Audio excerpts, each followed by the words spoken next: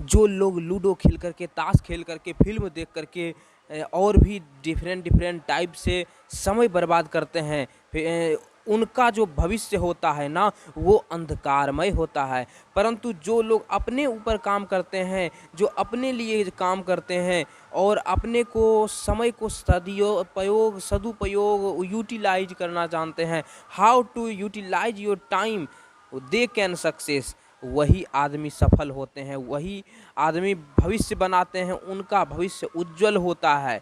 इसलिए अपने ऊपर काम करिए। आप जो है अपने ऊपर यदि काम करेंगे तो आपका भविष्य उज्जवल होगा। आप देखेंगे कि अरे हम में क्या कमी है, हम कौन ऐसा कार्य जो है नहीं कर सकते। अगर यदि आप ऐसा सोचेंगे तो आपका भविष्य जरूर उज्जवल होगा। फिर आपको कोई दुनिया की कोई भी ताकत नहीं रोक सकता। माता पिता की बात को कभी कभी दुख मान लेते हैं लोग। बताइए, अब माता पिता अगर यदि नहीं होते तो आप दुनिया में नहीं आते, आपको यहाँ पर कुछ कर दिखाने का मौका आपको नहीं मिलता।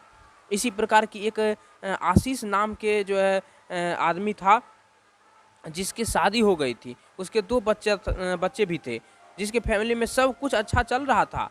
उसके घर में कोई प्रकार का कोई भी कमी नहीं था, एक बड़ा सा घर था, एक गाड़ी भी था और एक संतान था।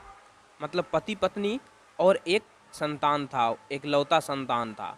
तो उसके मम्मी पापा बड़े स्वभाव के नेक थे। एक जो संतान था, तो संतान की बात में कर रहा हूँ, उसका नाम था आशीष। तो आशीष के जो मम्मी पापा थे वो बड़े स्वभाव थे, शांत स्वभाव के थे, अच्छे इंसान थे, नेक दिल के थे। एक दिन सब कुछ बदल गया। आशीष की माँ का देहांत हो गया। 1 महीने के बाद आशीष ने अपने पिता से लड़ाई कर ली। उसने अपने पापा से बोला कि पापा जी, आपकी वजह से बहुत दिक्कत हो रही है। बहू को, जो मेरी बीवी है, अर्थात आपकी बहू जो हमारी बीवी है, उसे बड़ी परेशानी होती है। दिन भर इसे कल्चरल वैल्यूज फॉलो करने पड़ती है। कल्चरल क्या होता है? कल्चर, तो कल्चर जो हमारा होता है, जो हम लोग का रूरल होता है, जिसको हम लोग रूढ़िवादी फलना चिलना बोलते हैं, ग्रामीण परंपरा बोलता है इसको। हर हमेशा ग्रामीण परंपरा, कल्चरल वैल्यू जो है, हम इसको फॉलो करना पड़ता है, साड़ी पहन के काम करना पड़ता है। अरे ये मॉडर्न बनना चाहती है लेकिन बन नहीं पा रही है। तो पापा, आपसे एक रिक्वेस्ट है, आप अपने घर में जो नीचे गराज है उसमें शिफ्ट हो जाओ ना। इस लड़के ने अपने पिता को अपने ही घर में नीचे गराज में शिफ्ट कर दिया। इसके पापा कुछ नहीं बोले, बिना कुछ बोले चुपचाप अपने सामान लेकर के गराज में शिफ्ट हो गए। 15 दिन के बाद अंकल जी ऊपर आते हैं और सीढ़ी चढ़ करके डोर बेल बजाते हैं। आशीष बाहर निकलता है, अपने पापा को देख करके चौंक जाता है। इसे लगता है कि अब लड़ाई होने वाली है, लेकिन अंकल जी लड़ाई नहीं करते, बल्कि उनके हाथों में कुछ वाउचर्स रहते हैं। आशीष को देते, बोलते बेटा ये 10 दिन की फॉरेन ट्रिप के वाउचर्स हैं, मैंने आपके लिए आपकी पत्नी के लिए, आपके फैमिली के लिए, बच्चों के लिए, आपके लिए ले करके आया हूँ। आपके लिए सरप्राइज है, जाओ घूम करके आओ। वैसे भी तुम्हारी मम्मी के जाने के बाद तुम उदास रहते हो, मुझे लगता है कि तुम बड़े परेशान रहते हो, तुम्हारा मन हल्का हो जाएगा, बच्चों को अच्छा लगेगा, जाओ घूम करके आओ। तो 10 दिन के लिए अंकल जी अपने बच्चों को फॉरेन ट्रिप पे भेज देते हैं। उसके बाद अंकल जी असली खेल करते हैं।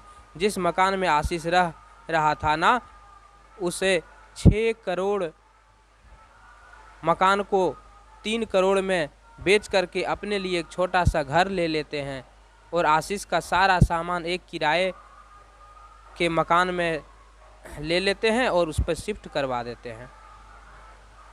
आशीष जब 10 दिन के घूम करके वापस आता है 10 दिन के बाद, तो उसके घर के दरवाजे पे एक बड़ा सा ताला लगा होता है और बाहर एक गार्ड बैठा हुआ होता है। तो आशीष बोलता है, अरे ये ताला किसने लगाया, मेरे पापा कहाँ गए?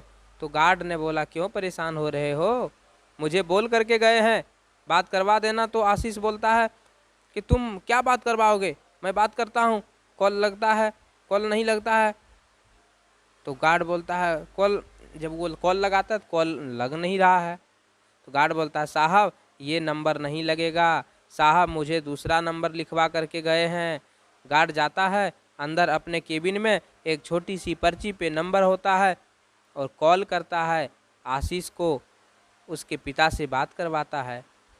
तो जब आशीष बात करता है तो बोलता है पापा ये क्या तरीका है, यहाँ पे ताला लगा हुआ है, ये जो है कह रहे हैं कि हम बड़े परेशान हो रहे हैं। उसके बाद पिताजी बोलते हैं अच्छा बेटे तुम 15 मिनट रुकना, मैं आ रहा हूँ।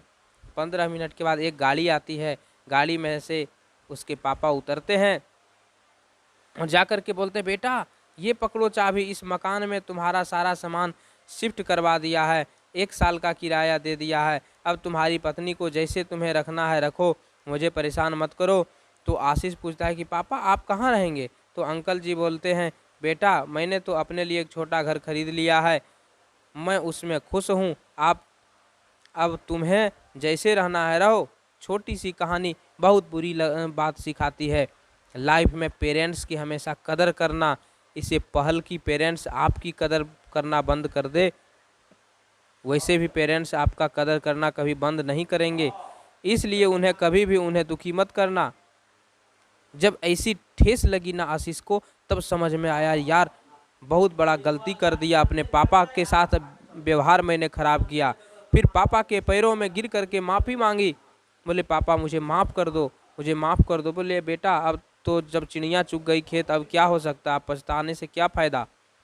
तो चलो अब यही हो सकता है जो हम जो छोटा सा घर खरीदे हैं उसी में तुम लोग रहो, मिलजुल करके रहेंगे। फिर उसमें जा कर के परंपरा से वो दोनों निर्वाह करते हैं, रहते हैं। एक छोटा सा बिजनेस आशीष कर लेता है, दुकान दे देता है और फिर जीवन गुजर बसर करता है। इसलिए अपने गार्जियन को मत दुख दो, गार्जियन को मत कोसो, गार्जियन को, अपने माता पिता का सम्मान करो। यदि आप ऐसा करते हैं तो आप जीवन में सफल हो जाएंगे।